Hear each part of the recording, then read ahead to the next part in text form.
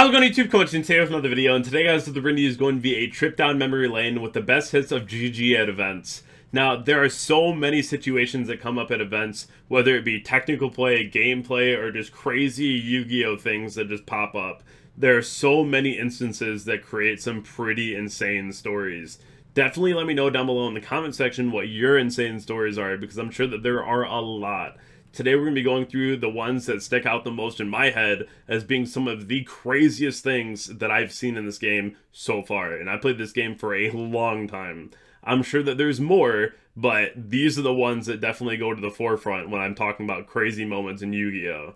Definitely go and check out my sponsors over on Gem, Cloud, Arla, Imperium, Dragonshield, RW, MainPhaze, and Grimoire. Definitely go ahead and check out my METAFY page down below in the description as well if you want some coaching one-on-ones. And then subscribe to the channel if you haven't already so we can hit our goal at 30,000. Now, without further ado, let's hop right into memory lane. So, this was one of the craziest side events I've ever seen in my life. YCS Indy 2 years ago, 96 teams in the side event for 3v3. They had to open up multiple more tables. It took like an hour and a half extra to be able to set this up because there were so many teams that signed up. They did not want to turn anyone away. They let everyone play. And my team made it to top 4. And it was a crazy battle to the end. I know that we ended up losing to John Wilkins' team. You know, congratulations to them. They went on to do more in that tournament. But for us, our run stopped at top 4, which is pretty awesome considering there was 96 teams, right? But to get to top 4, we had to play through top 8. And let me tell you, as player C, I had to play against Purely, and I was on tier limit. Now, my opponent going first put up an 8 Mat Noir. And if you know most of my tier limit list, I play Underworld Goddess. So my opponent had the Field Spell, my friend, 8 Mat Noir, and player B was telling player C, don't touch it. He doesn't play Underworld Goddess. No one plays that card. You're just going to be without everything in the end phase of his turn, and then you can just go ahead and like OTK, do whatever you got to do the follow-up turn. But whatever you do, do not use the Noir. Listen, I'm just over here listening to this, and I'm like, this is wild, you know? So I'm like, okay, I'll bite, you know? Summon a monster. He goes, that's cool. Summon another one. He goes, that's fine. Make Dark. Dark bring back the Lily. And he starts getting a little nervous talking to his teammate. His teammate goes, don't you touch it. Don't you dare. And so I go, Mally summon. And he was like, man, are you sure? And his teammate looks at him and goes, dude, he doesn't play it. Don't worry. Why are you so stressed out? He doesn't play that card. You have an 8 Mat Noir. What are you afraid of? And he goes, fine, you're good. And I go, Goddess. Like, immediately. And you could just tell. You could just tell. Without words. Like, he was livid. And I went, Imseti pitched Caldo right after. And it was game. It was game. You know, it was rough. But definitely this is probably my favorite moment of all time. Just listening to the two teammates bickering about how there's no way that you should ever touch the Noir and use it in this turn. And the other guy was like, but what if he has Goddess? And he's like, he's not playing it. Cinema. Now, this is my own bad that turned into my own good. And I ripped OB in school going first after accidentally siding in Duster with my going first cards. My opponent ashes OB in school. I have to pass. I had a couple hand traps and had to pray that I just didn't lose here. My opponent opens up their turn, OB in school. I ash it. They set 4 and pass. I had to look at my opponent after I drew and I was like, listen, I made a mistake and it's about to win me this duel. And he was like, you did not side in. And I was like, I did. I did. By accident. But I did. And he goes, there's no way. And I slammed Duster. It was the craziest moment, I swear. And it allowed me to win that game. And it was completely by accident and dumb luck. But the Duster somehow made it into my going first cards. And it won me the game on the spot. So, pretty crazy. But yeah, it's Yu-Gi-Oh for you. That's Yu-Gi-Oh. The next one here is, have you ever seen Heavy Slump get searched off an Allen version? I have. So, my opponent was going first after losing game 1, and they were just like going through their Animat Rise combo, going crazy through the entire combo. I saw 4 4s hit the board. My opponent goes, Allen version, search Heavy Slump. I have 12 cards because I have them under Fua and Perulia. That's a lot. That's a lot of draws.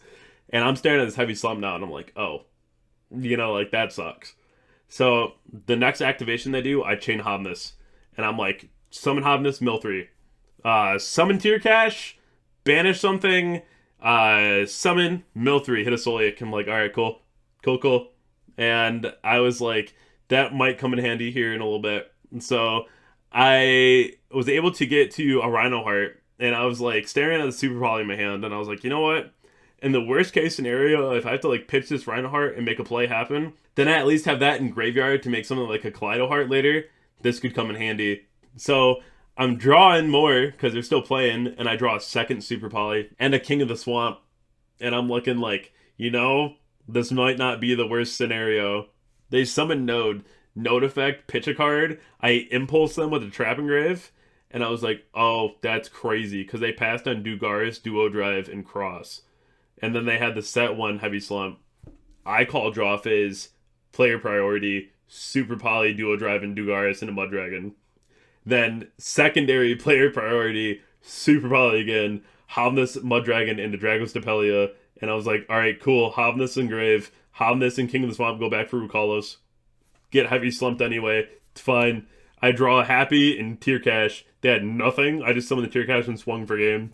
And it was honestly so crazy because I was just like, man, if Super Polys were not in my hand and I did not think about doing that kind of line of play, I probably would have lost on the spot. Now, not every run can end great, and Candina is here to prove that.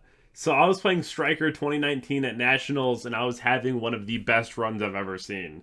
6-0 to start, I was beating through Thunder Dragon, I was smoking out the mirror, and Orcus I played against, I think, like once in those first couple rounds, and I 2-0'd it in like 10 minutes. And I was like, oh my god, like this is a run, like I was having a great day. I sit down for my next round, and I was like, surely this is gonna go well for me. Normal summon Ray, go into my Shizuku, set 1 pass, get engaged to hand off Shizuku, which is like pretty standard for that timeline that we were in to do. I had like hand traps, right? That was probably fine. And my opponent goes draw phase, standby main, light stage, add the Candina, and then light stage locked my back row. And I was like, that sucks. There goes Anchor. Like that's not good. And my opponent then goes summon Korobane. And I was like, okay. Normal Candina, search Lycaris. And I was like, I think we'll be okay. And they go battle phase. And I was like, sure. Whatever. And they go DD Crow Ray. And I was like, oh, that's not good. And they go swing. And I was like, all right, at least I live, right? Reveal triple Lycaris. Game. And I was like, oh. I was like, that's nuts. So we go game 2, I win. We go game 3, I get Droll Reincarnated. Heartbroken. I was on a crazy run. I was like, at least I can go back to meta now. It's fine. This is like our one-off rogue deck that we just get kind of just smoked by. Whatever. Lose die roll next round. Normal summon Candina. Droll Reincarnated game 1 and 3. What do you do? What do you do? Like a 0.0001% chance that you see back-to-back Trickstar top tables. Unheard of. And that is why Trickstar is probably one of, if not the most hated deck for me in like all of Yu-Gi-Oh! It just was my run killer, and it was so unfortunate. But, I mean, that's Yu-Gi-Oh, man. Sometimes you just play against something crazy, and it's simply your opponent's day. Now, sometimes your opponent is your friend, and sometimes the stakes are high. So I had to play against a friend going into the last round on the bubble going for day 2. And my opponent was on rescue, was on tier. They go Dweller, set 4 pass. They know I'm on tier. And I'm like, this is not good. Right? Like, this is not good. And I am staring at the board, and I go, end of main. He goes, okay. I go, summon Tier Cash. He's like weirded out, because I go, Tier Cash effect, and he goes, Dweller? He's just like, why would you? I was like, I just want to be able to mill cards here. Hit Mally. Looks pretty good. Draw for turn. I'm staring at my hand, and I'm like, oh my god. I was like, I'm pretty sure I win here. and I go draw phase, and he goes to like Dweller, and I go before that Super Poly Pitchagito, and that was game because I just summoned a Mud Dragon, which is the rescue killer, and full combo right after, right? So definitely a pretty crazy way to be able to get myself into day 2. But, you know, sometimes you just got to put everything into one basket and hope that that's going to be enough to just, like, push off your opponent into losing that and get into day 2. But, I mean, when there's a Super Poly, there's a way, you know? And Dweller was a very brutal card when it was legal. But if you had that Super Poly and a Water on board, you were doing okay. And as for the last one here, my very first event ever. I was really young. I really couldn't afford anything.